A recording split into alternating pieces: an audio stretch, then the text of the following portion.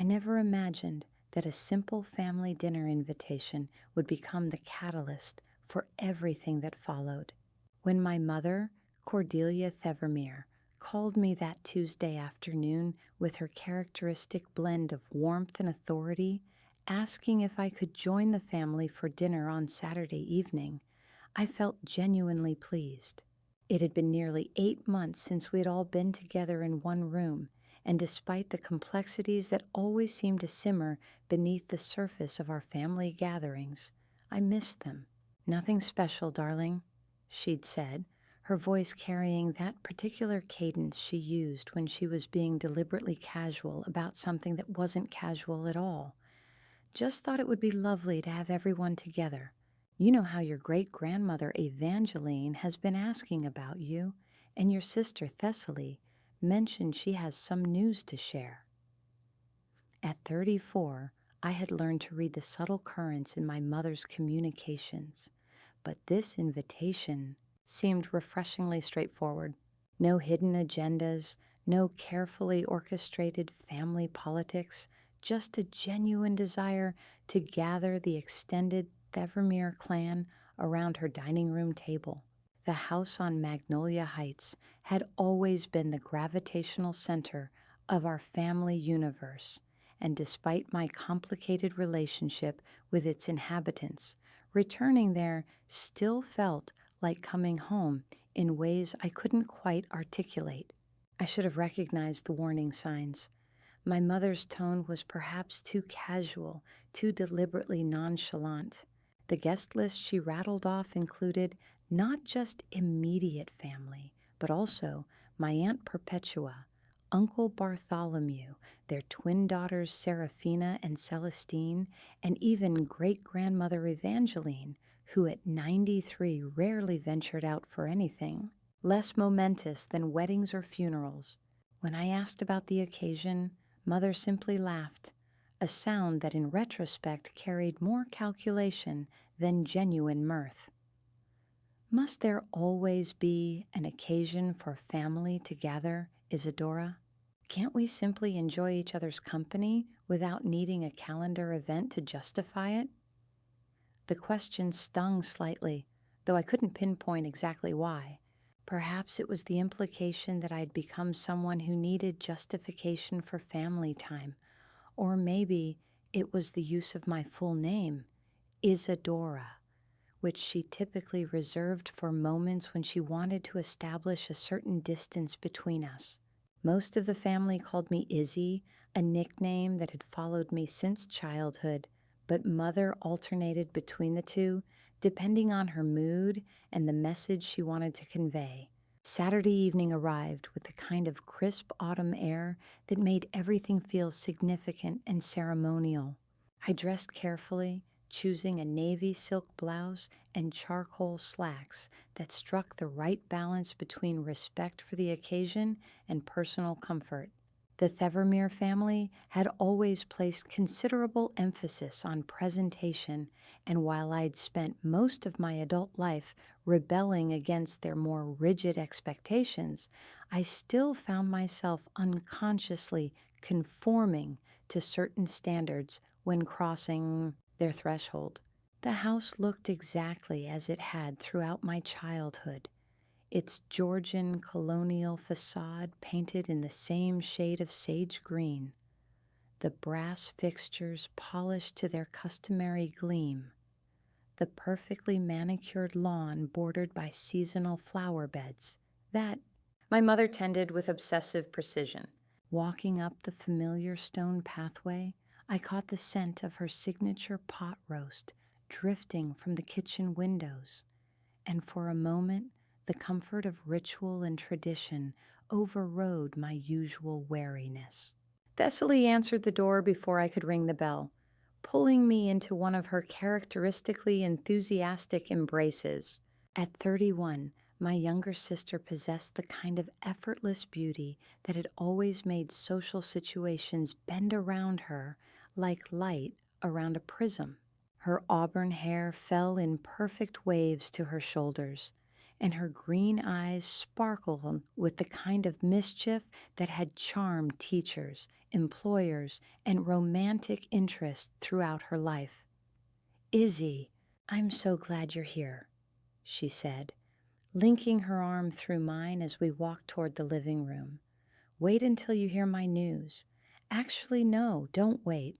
I can't contain it any longer. Richard proposed last week, and we're planning a spring wedding." The announcement should have filled me with joy for my sister, but something in her delivery felt rehearsed, as if she'd been practicing the words and timing for maximum impact. Richard Cornelius was a decent enough man, a corporate lawyer with political ambitions and family connections that aligned perfectly with the Thevermere social circle. He treated Thessaly well, as far as I could observe, but their relationship had always struck me as more strategic alliance than passionate love affair. "Congratulations," I said, injecting as much genuine warmth into my voice as I could manage. "Have you set a date yet?" "May 15th, she replied immediately, confirming my suspicion that considerable planning had already taken place. At the country club, of course. Mother's already been in touch with the event coordinator, and we're thinking somewhere between 250 and 300 guests. The casual mention of our mother's involvement in wedding planning that had apparently been underway for some time sent a small chill down my spine. Not because I begrudged Thessaly her happiness, or even Mother's enthusiasm for orchestrating elaborate celebrations, but because it suggested a level of family coordination from which I'd been deliberately excluded. They'd been planning this announcement, this gathering, this entire evening, and I was apparently the only one who'd arrived without a script.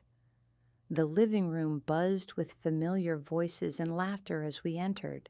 Great-grandmother Evangeline held court from her customary position in the wingback chair nearest the fireplace, regaling Aunt Perpetua and the twins with some story that had them all doubled over with laughter.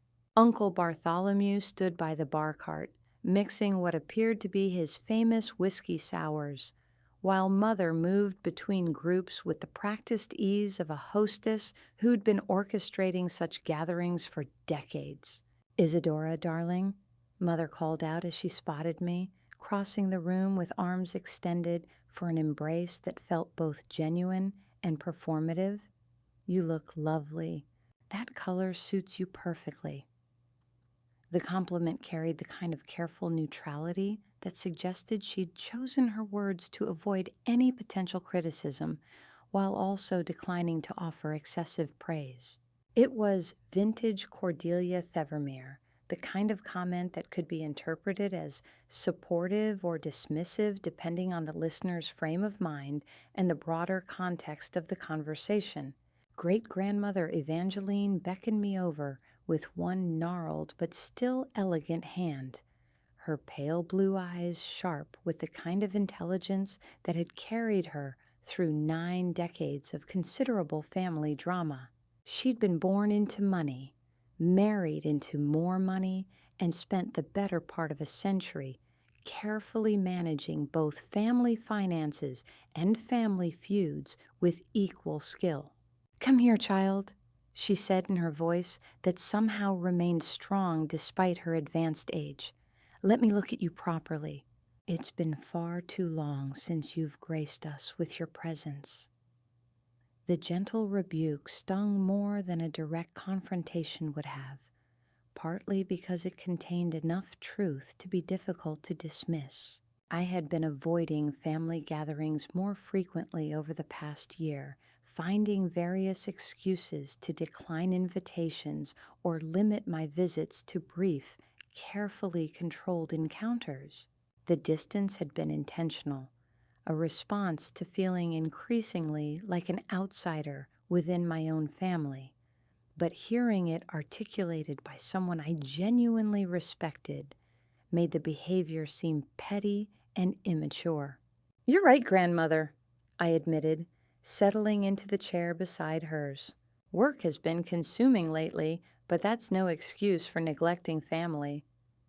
Work, she repeated with a slight smile that suggested both understanding and mild disapproval. Your mother tells me you're still with that nonprofit organization, the one that helps women start small businesses? The question was asked with the kind of tone that people of her generation and social position often used when discussing careers. They found admirable in theory, but impractical in reality. I'd been working as a program director for Women's Enterprise Initiative for 3 years, helping women from disadvantaged backgrounds develop business plans and access microloans. The work was meaningful and challenging, but it came with a salary that barely covered my modest apartment and student loan payments. I am, I confirmed, watching her expression for signs of judgment. We've helped launch over 200 businesses in the past year alone. Small ventures mostly, but each one represents someone's dream becoming reality. How admirable, she said, and I couldn't tell whether the sentiment was genuine or politely dismissive. Your grandfather always said that meaningful work was its own reward, though he also believed that financial security was essential for true independence. The comment hung in the air between us, loaded with implications about my career choices and lifestyle that I wasn't sure how to address without sounding defensive. Great-grandfather Horatio had built the family fortune through a combination of shrewd real estate investments and manufacturing interests, creating a legacy that had sustained 3 generations of Thevermeers in comfortable affluence. The unspoken comparison between his financial acumen and my idealistic career path felt both unfair and inevitable. Before I could formulate a response, Mother announced that dinner was ready, and we all migrated toward the dining room with the kind of practiced choreography that families develop over decades of shared meals. The table was set with Mother's best china, crystal glasses that caught the light from the chandelier, and flowers arranged with museum-quality precision. My usual seat was waiting for me, third from the left, between Thessaly and Cousin Seraphina, in the same configuration we'd maintained since childhood. The conversation during the first course flowed easily, covering safe topics like the unusually mild autumn weather, Celestine's recent promotion at the advertising agency, and Uncle Bartholomew's plans for expanding his antique furniture business. Everyone seemed relaxed and genuinely happy to be together, and I began to wonder if my earlier suspicions about hidden agendas had been unfounded paranoia. Thessaly dominated much of the discussion with details about her engagement and wedding plans, describing everything from her dress designer to the honeymoon destination with an enthusiasm that gradually shifted from charming to overwhelming. Richard's family apparently owned property in the Hamptons, where they were considering holding the rehearsal dinner, and the guest list included several names I recognized from society pages and political fundraising events. The Cornelius connections will certainly expand our social circle, Mother observed with satisfaction as she served the main course.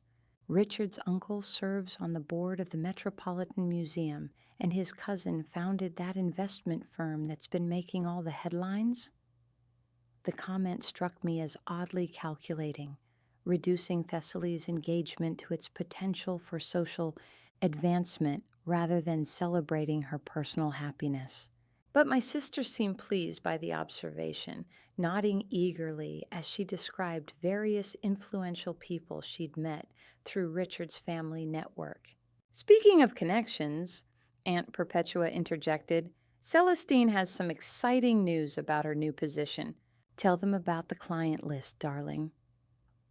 My cousin launched into a detailed description of her role as creative director for a boutique agency that specialized in luxury brand campaigns. She'd apparently been assigned to work with several high-profile clients, including a jewelry company owned by old family friends and a cosmetics line endorsed by various celebrities.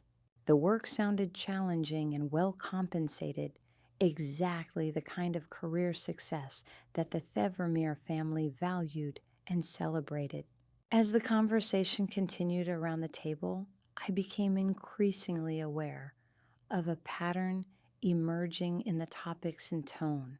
Every subject seemed designed to highlight the professional achievements, social connections, and financial prosperity of various family members.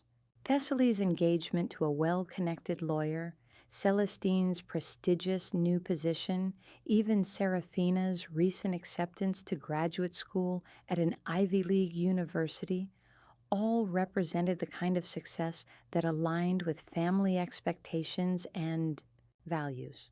By contrast, my own life and career remained conspicuously absent from the discussion. When Uncle Bartholomew asked about my work, the conversation quickly shifted to other topics after my brief response. When great-grandmother Evangeline mentioned seeing an article about nonprofit funding challenges, no one connected the topic to my actual daily experience navigating those exact challenges. I began to feel like a guest at someone else's celebration rather than a family member sharing a meal with loved ones. The feeling intensified as dessert was served and Mother began what appeared to be prepared remarks about family traditions and the importance of maintaining connections across generations. Her tone shifted subtly, becoming more formal and ceremonial, as if she were addressing a board meeting rather than a dinner table full of relatives. "I've been thinking a great deal lately about legacy," she began, pausing to ensure she had everyone's attention, "about what we pass down to future generations and how we honor the sacrifices made by those who came before us." Great-grandmother Evangeline nodded approvingly, her eyes taking on the kind of sharp focus that suggested she knew exactly where this speech was headed. The rest of the family grew quiet, sensing that something significant was about to be revealed. "Your great-grandfather Horatio worked tirelessly to build something lasting for this family," Mother continued, her gaze moving around the table but somehow never quite landing on me. "He believed that financial security was the foundation upon which everything else could be built. Love, happiness, personal fulfillment, all of these things were important, but they required stability to flourish." I shifted uncomfortably in my chair, beginning to understand that this dinner had been orchestrated for a specific purpose that was about to be revealed. The careful guest list, the timing of various announcements, the particular topics of conversation, all of it had been building toward this moment. "Which brings me to the reason I wanted everyone together tonight," Mother said, reaching for her wine glass with deliberate ceremony. "I've been working with the family attorney to finalize certain estate planning documents, and I wanted you all to understand the decisions that have been made." The temperature in the room seemed to drop several degrees as everyone focused their attention on Mother's words. Even Thessaly, who had been chattering cheerfully about wedding plans moments earlier, fell silent with an expression that suggested she knew what was coming. Mother raised her glass slightly, as if preparing to offer a toast, but her words carried the weight of a formal announcement rather than a celebration. "After considerable thought and consultation with financial advisors, I've decided to revise the family will to reflect current circumstances and future needs." She paused, allowing the gravity of the statement to settle around the table before continuing. "The house, the investment portfolio, and the majority of family assets will be placed in a trust for Thessaly and her future children." Her engagement to Richard represents exactly the kind of stability and social positioning that will honor your great-grandfather's legacy. The words hit me like a physical blow, though I struggled to maintain my composure as the full implication became clear. This entire dinner had been orchestrated to announce my effective disinheritance, delivered as a public pronouncement rather than a private conversation. The timing, immediately following Thessaly's engagement announcement, suggested that the two events were connected in ways that made my exclusion feel both calculated and humiliating. Isadora, Mother continued, finally addressing me directly, while your idealistic career choices are admirable in their own way, they don't align with the family's long-term financial goals. Your current lifestyle suggests that you wouldn't be a responsible steward of generational wealth. The clinical language she used to describe my life and career choices felt deliberately dehumanizing, reducing years of meaningful work and personal growth to lifestyle choices that could be dismissed as financially irresponsible. The fact that she'd chosen to deliver this assessment in front of the entire extended family added a layer of public humiliation that felt almost cruel. But the worst was yet to come. As Mother concluded her announcement with what appeared to be genuine satisfaction, great-grandmother Evangeline began to laugh. Not the gentle chuckle of someone enjoying a pleasant moment, but a harsh, dismissive sound that seemed to encapsulate decades of accumulated disapproval. I told you she'd never amount to anything, the 93-year-old woman said, with the kind of brutal honesty that age sometimes permits. Always too soft-hearted for business, too idealistic for real success. Some people are born to inherit wealth, and others are born to serve it.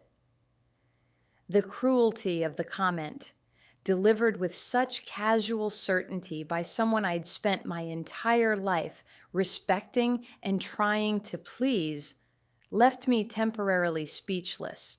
Around the table, various family members nodded in agreement or studied their dessert plates with the kind of focused attention that suggested embarrassment but not disagreement. Uncle Bartholomew cleared his throat uncomfortably before speaking. Perhaps this conversation would be better held privately, Cordelia. Family business doesn't need to be quite so public, Mother finished for him. I disagree, Bartholomew. Transparency prevents misunderstandings later.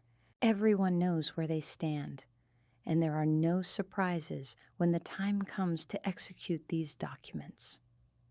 Thessaly reached across the table and placed her hand over mine, her expression a mixture of sympathy and relief that suggested she'd known about this decision in advance.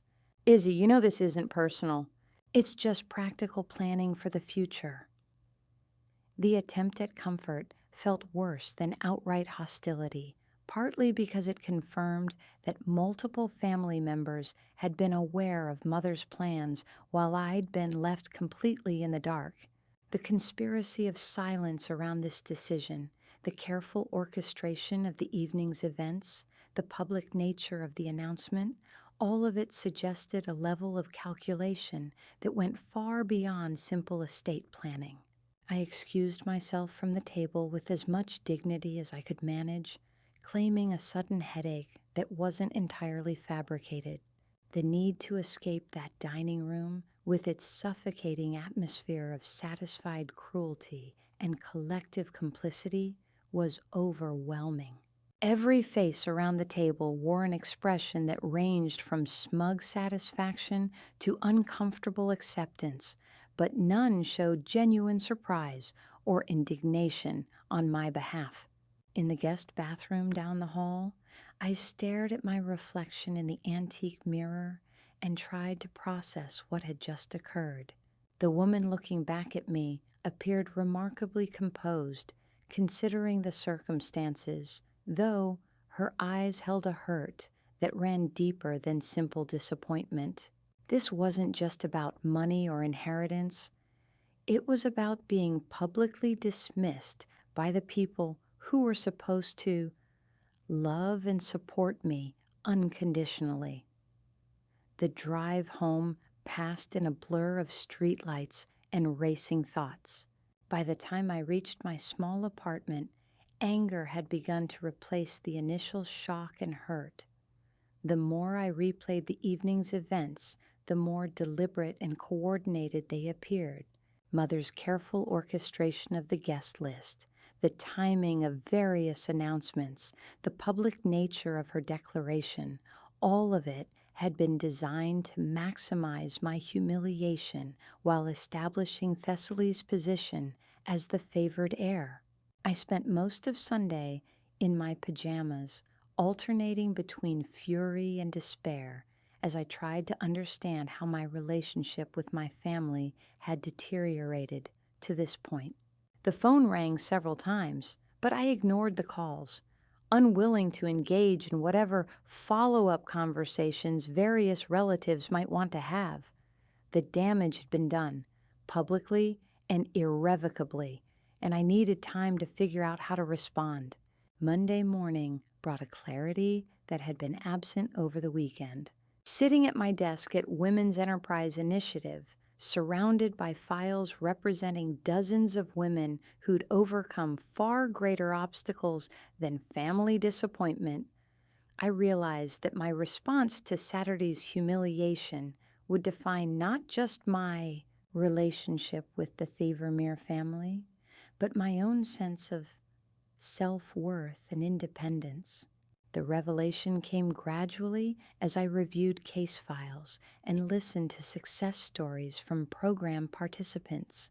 These women had built businesses and created financial security without generational wealth or family connections. They'd succeeded through intelligence, determination, and mutual support, creating networks of collaboration rather than hierarchies of inheritance. Their examples made my family's obsession with bloodline entitlement seem both antiquated and morally questionable. By Tuesday afternoon, I'd made a decision that felt both terrifying and liberating. Instead of trying to repair relationships that had apparently been damaged beyond my ability to recognize, I would focus on building something of my own. Something that honored the values I'd developed through years of meaningful work rather than the social positioning that seemed to drive my family's decision-making. The plan began to take shape as I researched various options for expanding my impact beyond the nonprofit sector. Several program participants had suggested that I consider starting my own consulting firm, helping other organizations develop women's entrepreneurship initiatives. The idea had always seemed too ambitious, too risky for someone without significant financial backing or family support. But Saturday's dinner had effectively removed those safety nets anyway, forcing me to confront the reality of my situation. Wednesday brought an unexpected phone call that would prove to be the catalyst for everything that followed. Jennifer Hartwell, a former program participant who'd built a successful catering business, wanted to discuss a proposition that could change both our trajectories in ways neither of us had anticipated.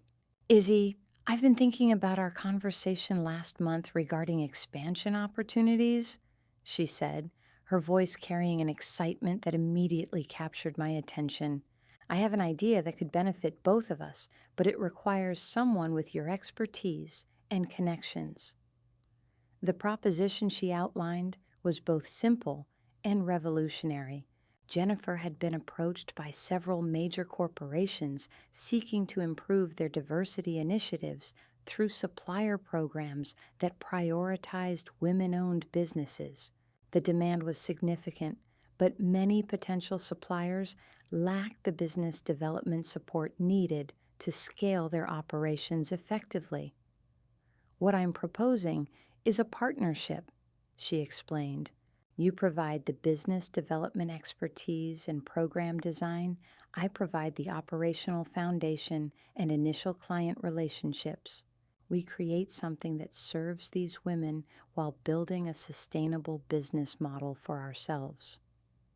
The opportunity represented exactly the kind of challenge I'd been craving without realizing it. Instead of working within the constraints of nonprofit funding and bureaucratic limitations, we could create something entrepreneurial and impactful simultaneously. The financial potential was significant, but more importantly, the work would allow me to operate at a scale and level of independence that aligned perfectly with my values and ambitions. Thursday evening found me in Jennifer's kitchen, surrounded by business plans, financial projections, and incorporation documents. The partnership agreement we were developing would create equal ownership stakes and complementary responsibilities that played to our respective strengths. More significantly, it would establish a business that could generate substantial revenue within the first year if our projections proved accurate. The beauty of this model, Jennifer explained as we reviewed client contracts, is that we're solving real problems for everyone involved. The corporations get meaningful diversity initiatives. The women-owned businesses get development support and major clients, and we get to build something that matters while earning a living wage. The financial projections were conservative, but promising.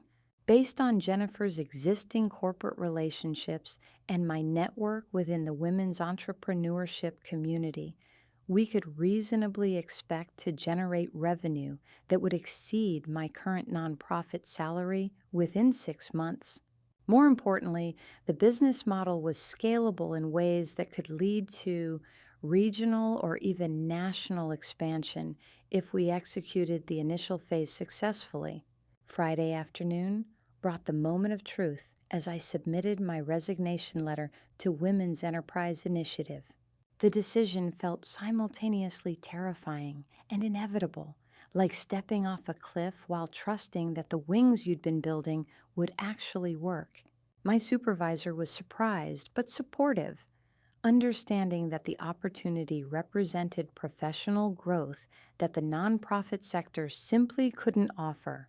That evening, as I sat in my apartment reviewing the articles of incorporation for what would become Hartwell Thevermeer Business Development Consulting, I realized that Saturday's family dinner had inadvertently provided exactly the catalyst I needed to take control of my own future.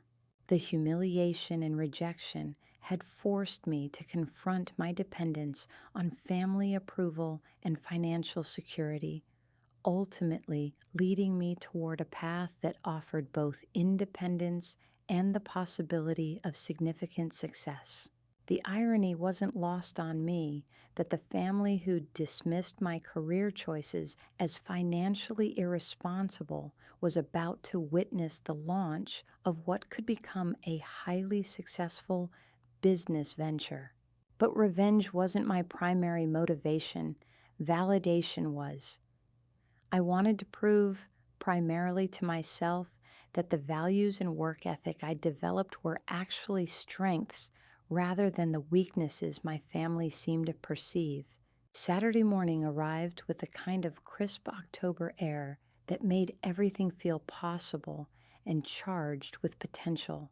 I spent the day preparing for what would prove to be a conversation that changed not just my relationship with my family, but their understanding of what I'd been building while they'd been dismissing my choices as idealistic and impractical. The phone call to my mother was brief and carefully planned. I informed her that I had something important to discuss with the family and requested that everyone who'd been present at the previous Saturday's dinner be available that evening. My tone was professional but warm, offering no hints about the nature of what I wanted to share. Is everything all right, darling? She asked, perhaps sensing something different in my voice. You've been rather quiet since last weekend. Everything is fine, Mother, I assured her.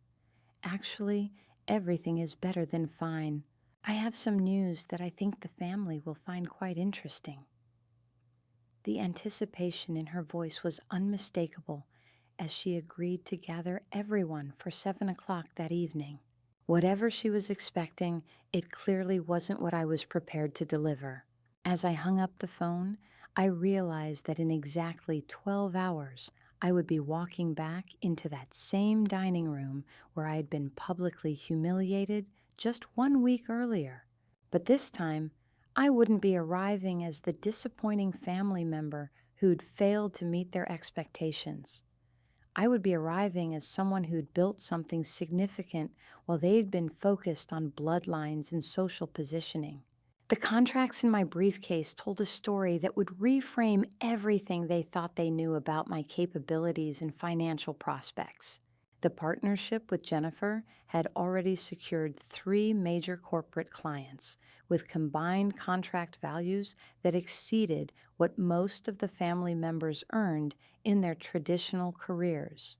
More importantly, the business model we'd developed had attracted interest from investors who recognized its potential for rapid scaling and significant returns. But as I prepared for what would undoubtedly be a confrontational evening, I realized that my motivation had evolved beyond simple vindication. The real satisfaction wouldn't come from proving them wrong about my financial potential, though that would certainly be gratifying. The deeper victory would be in demonstrating that the values they dismissed as impractical idealism had actually provided the foundation for building something more meaningful and potentially more profitable than anything their inheritance-focused mindset could produce. Tomorrow evening, they would learn exactly what I'd been building while they'd been planning my exclusion from their legacy. Sunday morning brought an unexpected calm as I prepared for what would undoubtedly be one of the most significant conversations of my life. I dressed with the same careful attention I'd given to the previous week's dinner, but this time my choices carried different meaning. The charcoal gray suit I selected projected professional competence rather than familial respect, and the leather portfolio containing our business documents felt like armor against whatever reactions might emerge. Jennifer met me for coffee that afternoon to review our presentation materials one final time.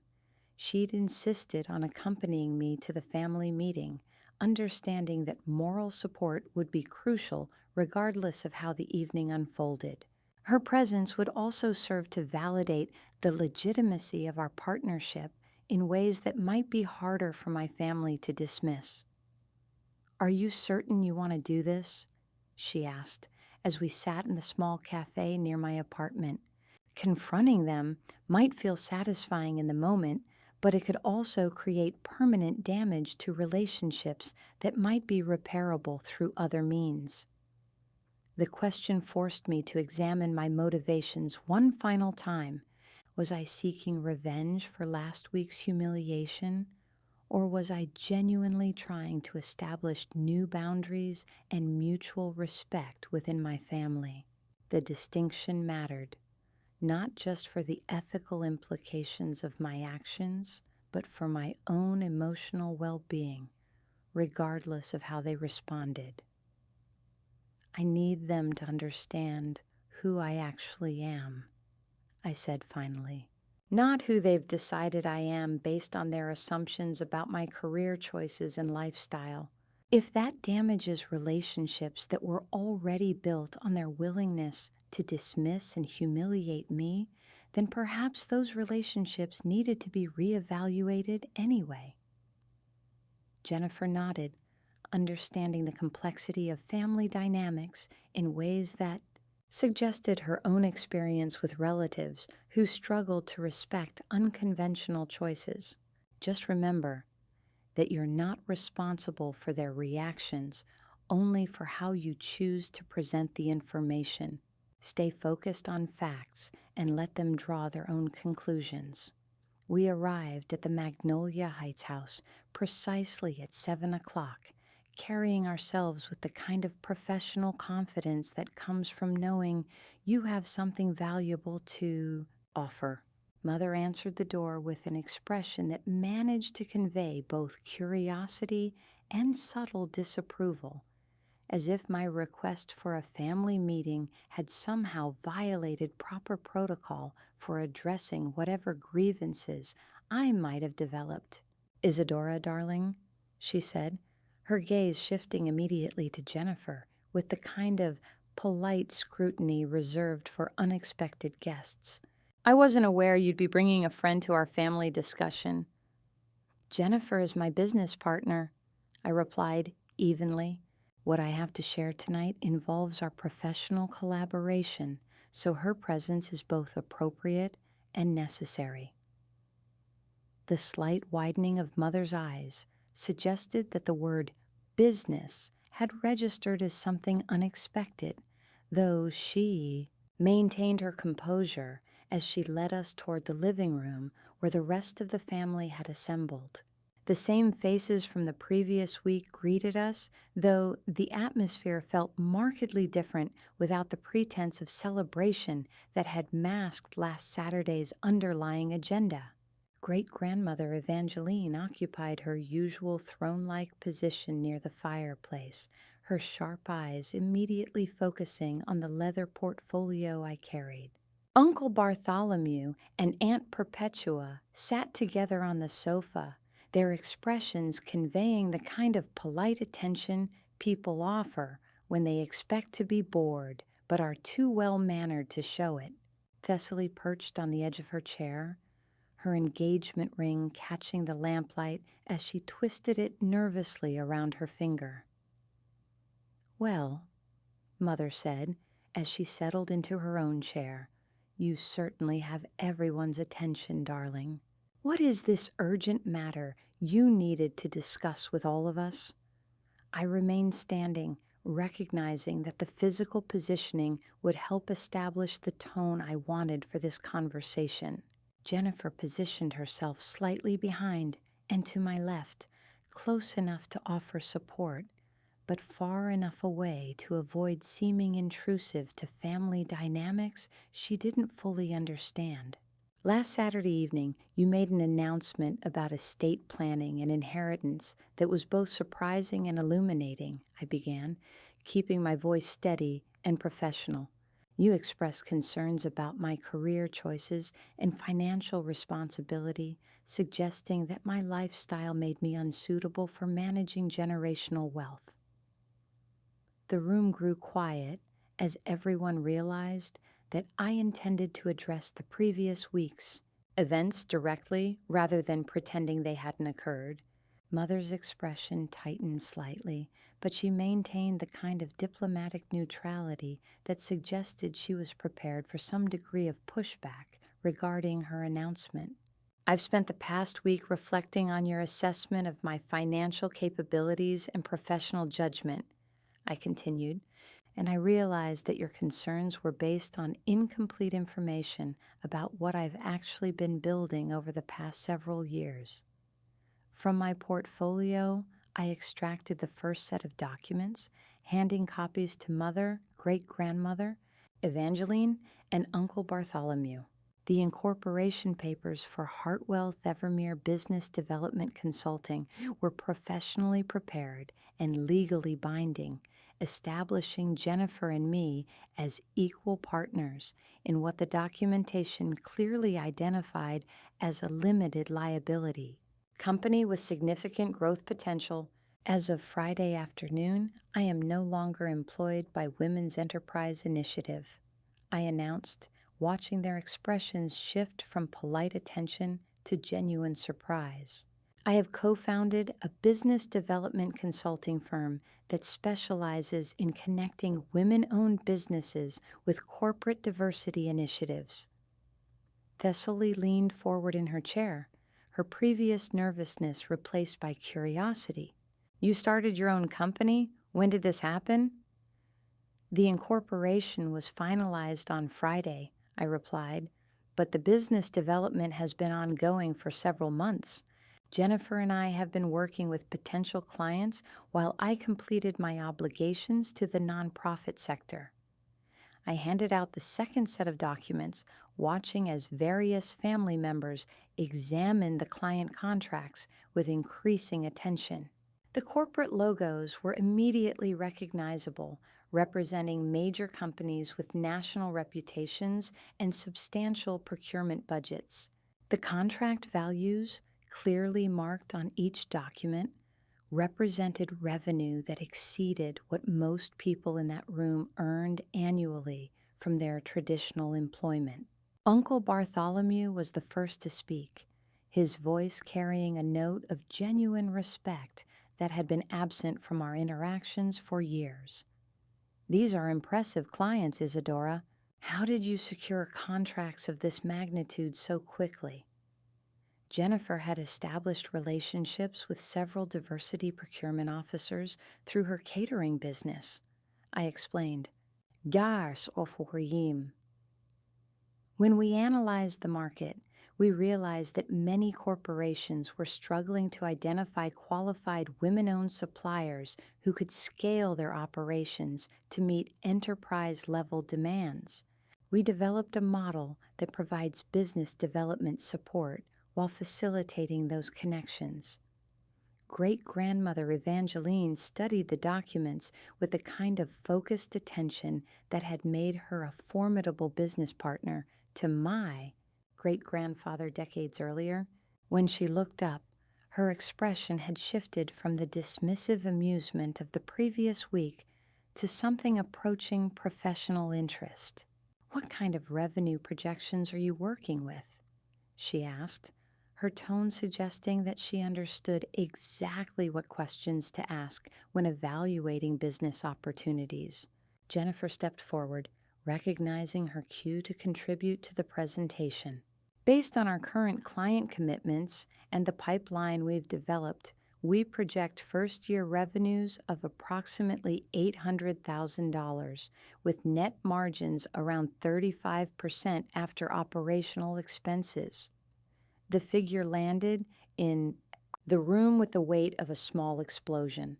Even Mother, who had maintained careful composure throughout the presentation, couldn't quite hide her surprise at the financial scope of what we'd built. 800,000, Thessaly repeated, her voice barely above a whisper. "In the first year?" "That's our conservative projection," I confirmed. "The beauty of the model is its scalability. Once we've proven the concept in this market, we can expand to other regions with relatively minimal additional investment." Jennifer's operational expertise and my program development background create a partnership that addresses every aspect of the value chain. I distributed the final set of documents, which outlined our 5-year business plan and included letters of interest from potential investors who'd already expressed willingness to provide capital for expansion. The validation from outside financial professionals carried weight that our internal projections alone couldn't provide. Aunt Perpetua, who had been quietly reviewing the contracts, looked up with an expression of genuine confusion. "Isadora, if you had this opportunity developing, why didn't you mention it before? Why let us assume that your nonprofit work represented the extent of your professional ambitions?" The question cut to the heart of everything that had been wrong with our family dynamics for years. "Because none of you ever asked," I replied simply. "Every conversation about my career focused on what you perceived as limitations rather than exploring what I might actually be building. You assumed that meaningful work and financial success were mutually exclusive, when in fact, they're often complementary." Mother finally spoke, her voice carrying a note of uncertainty that was unusual for someone accustomed to controlling family conversations. The timing seems rather convenient, darling. Are you certain this isn't a reaction to last week's discussion rather than a genuine business opportunity? The suggestion that I had somehow fabricated a successful business venture out of spite for their inheritance decisions was so absurd that I almost laughed. Instead, I pulled out my phone and opened the banking application that showed our business account balance, turning the screen so everyone could see the deposits from our first client payments. The initial contracts were signed 3 weeks ago, I said calmly. The business plan was developed over the summer. My resignation from the nonprofit was submitted before last Saturday's dinner, though it wasn't effective until Friday. Nothing about this timeline was influenced by your estate planning announcements. The silence that followed felt different from the careful quiet that had preceded my presentation. This was the silence of people recalibrating their understanding of a situation they thought they had fully grasped. Around the room, I could see various family members processing the implications of what they'd just learned. Jennifer cleared her throat gently, drawing attention to herself before speaking. If I may add something from an outside perspective, she said, I've worked with Isadora for 3 years through the Women's Enterprise Initiative. The business development skills and strategic thinking that made this partnership possible were evident long before any family conflicts arose. What you're seeing tonight is the culmination of years of professional growth, not a reactive business venture.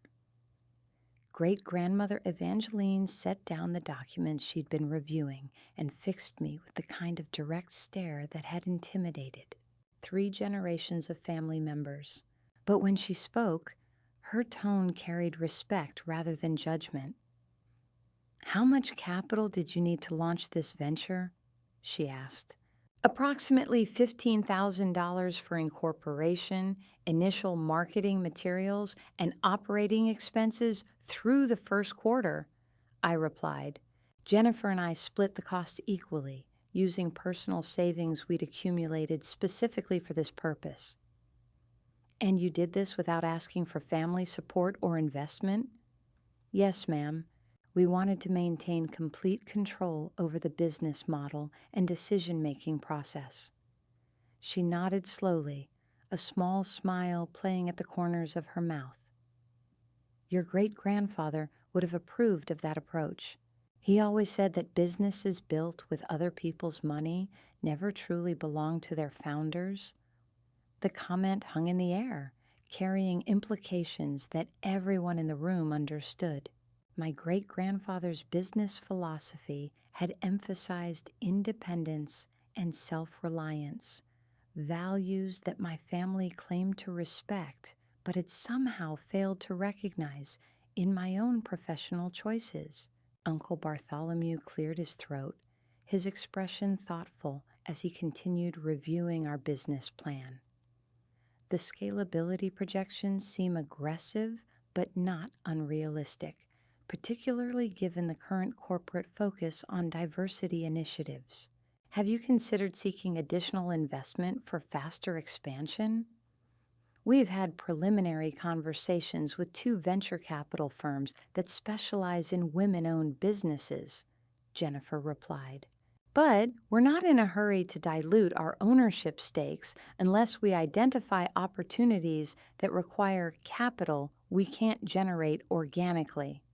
The professional nature of their questions marked a fundamental shift in how my family was engaging with me. Instead of the patronizing concern they'd shown for my nonprofit work, they were treating our business venture as a legitimate enterprise worthy of serious consideration. The respect in their voices felt both gratifying and long overdue. Thessaly had been unusually quiet throughout the presentation, her expression cycling through various emotions that seemed to range from surprise to something approaching admiration. When she finally spoke, Her voice carried a note of genuine curiosity. "I have to ask," she said, "how does this change your feelings about last week's announcement? Are you angry about the inheritance decisions?" The question forced me to articulate feelings I was still processing myself. "I'm disappointed by the public nature of the announcement and the assumptions that drove the decision," I said carefully, "but I'm not angry about the inheritance itself. What I've built with Jennifer has the potential to generate more wealth than I would ever receive through family assets." Mother's sharp intake of breath suggested that this perspective hadn't occurred to her when she'd made her estate planning decisions. The possibility that I might not actually need their inheritance, that I could build something more valuable through my own efforts, seemed to challenge her understanding of family dynamics and financial power. "More importantly," I continued, "I've learned that I value the independence and control that comes from building something myself. Inheriting wealth comes with expectations and obligations that might not align with my personal values and professional goals." Great-grandmother Evangeline laughed, but this time the sound carried warmth rather than the cruel dismissiveness of the previous week. "Now you sound like your great-grandfather. He used to say that inherited money made people soft, that real satisfaction came from building something from nothing." The comparison to my great-grandfather, delivered with obvious approval, felt like a vindication that went beyond simple business success. It suggested that the values and approach I'd developed were actually more aligned with family traditions than the inheritance-focused mindset that had dominated recent discussions. As the evening progressed, the conversation shifted from business details to broader questions about risk-taking, entrepreneurship, and the relationship between meaningful work and financial success. Various family members shared stories about their own career decisions and professional challenges, creating a dialogue that felt more authentic than any family gathering I could remember.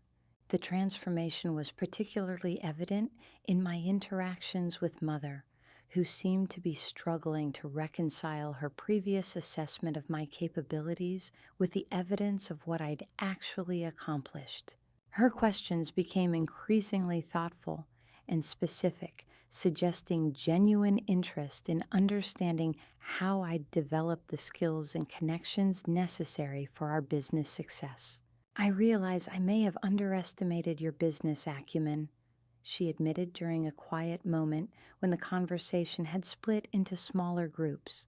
"The enterprise you've built with Jennifer demonstrates strategic thinking and execution that I clearly failed to recognize." The acknowledgement felt both significant and insufficient, touching on professional respect while avoiding the deeper issues of family dynamics and emotional support that had driven my feelings of alienation. But it represented a beginning, a foundation upon which more substantive conversations might eventually be built. As the evening drew toward its conclusion, Uncle Bartholomew raised a question that had been implicit in much of our discussion. "Have you given any thought to how this business success might affect your relationship with the family going forward? Do you see yourself maintaining the same level of involvement in family gatherings and decisions?" The question forced me to articulate boundaries I was still developing. "I want to maintain family relationships, but on terms that acknowledge who I actually am rather than who you've assumed me to be. I won't accept being dismissed or marginalized based on misconceptions about my capabilities or choices." Great-grandmother Evangeline nodded approvingly. "Reasonable boundaries make for healthier relationships," she observed. "Your great-grandfather always said that respect had to be earned and maintained by everyone involved, regardless of family connections." As Jennifer and I prepared to leave, the atmosphere felt markedly different from the tension and embarrassment that had characterized my departure the previous week. Various family members approached to congratulate us on our business success and express interest in following our progress. Even Thessaly, who had been notably quiet during much of the evening, pulled me aside for a private conversation. "I owe you an apology," she said, her expression serious and somewhat shamefaced. "I knew about Mother's inheritance plans before last week's dinner. I should have warned you or refused to participate in such a public announcement." The admission explained some of the guilt I'd sensed in her behavior during the previous week's dinner. "Why didn't you say anything?" "Because I was selfish," she replied honestly. "I was so focused on my own financial security and wedding plans that I didn't consider how humiliating the whole thing would be for you. I convinced myself that you didn't care about the money anyway." Her honesty was both painful and refreshing, acknowledging the complicity that had made last week's events possible while also opening space for more authentic communication between us. "I didn't care about the money," I confirmed, "but I cared about being respected and treated with basic consideration." "I understand that now," she said. "Watching you tonight, seeing what you've built while we were all making assumptions about your limitations, I realize how wrong we've been about so many things." The conversation with Thessaly continued during the walk to our cars, covering years of accumulated misunderstandings and missed opportunities for genuine connection. By the time we parted ways, I felt cautiously optimistic that our relationship might evolve into something more honest and equitable than the dynamic that had characterized our interactions since childhood. The drive home with Jennifer provided an opportunity to process the evening's events and their implications for both our business partnership and my family relationships. Her observations about the family dynamics helped me understand some of the patterns I'd been too close to recognize clearly. "Your family seems to equate financial success with personal worth in ways that are both limiting and potentially destructive," she noted as we discussed various interactions from the evening. "But they also appear capable of adjusting their perspectives when presented with evidence that challenges their assumptions." The assessment felt accurate, particularly regarding my mother's evolution throughout the evening from defensive hostility to something approaching professional respect. The change wasn't complete or unconditional, but it suggested that improved relationships might be possible if I maintained clear boundaries and continued demonstrating my capabilities. Over the following weeks, the business continued to exceed our projections as word spread about our success with initial clients. The corporate diversity market proved even more robust than we'd anticipated, with new opportunities emerging faster than we could reasonably pursue them. By the end of November, we were already discussing the timeline for hiring additional staff and expanding our service offerings. The family dynamics also continued to evolve, though more gradually and with occasional setbacks. Mother began calling regularly to ask about business developments, her questions suggesting genuine interest rather than mere politeness. Great-grandmother Evangeline invited me for lunch to discuss entrepreneurship strategies, sharing stories about her own business ventures that I'd never heard before. The most significant change occurred during our December family gathering, when Mother announced that she was revising her estate planning documents once again. This time, however, the changes reflected a more nuanced understanding of different types of success and contribution. After considerable reflection and observation of recent developments, she said, addressing the assembled family with characteristic formality, "I've decided to restructure the inheritance provisions to reflect the diverse paths my daughters have chosen." The new arrangements created separate trusts that acknowledged both Thessaly's preference for traditional financial security and my entrepreneurial independence. More importantly, the decisions were made after private conversations with both of us rather than public announcements designed to manipulate family dynamics. The evening concluded with great grandmother Evangeline offering a toast that captured the essential transformation that had occurred over the past several months. To learning that wisdom and worth come in many forms, she said, raising her glass with a kind of satisfaction that comes from watching family conflicts resolve into mutual respect. As I left that December gathering, I realized that the humiliation of that October dinner had ultimately led to outcomes more valuable than anything I could have achieved by simply accepting my assigned role within the family hierarchy. The business Jennifer and I had built was thriving beyond our most optimistic projections, but more importantly, I had established relationships based on authentic understanding rather than inherited expectations. The revenge I'd initially sought had transformed into something more sustaining. The satisfaction of proving that my values and choices were not just idealistic dreams, but the foundation for building something meaningful and profitable. The family who had dismissed my potential now competed for my attention and approval, recognizing that the independence they'd once criticized had become a source of strength and success they couldn't ignore. 6 months later, as I signed the contract that would expand our business into 3 additional markets, I thought about that October evening when everything had seemed to fall apart. The humiliation that had felt so devastating at the time had ultimately provided exactly the catalyst I needed to stop seeking validation from people who didn't understand my worth and start building something that demonstrated it undeniably. The sweetest revenge had turned out to be success achieved entirely on my own terms.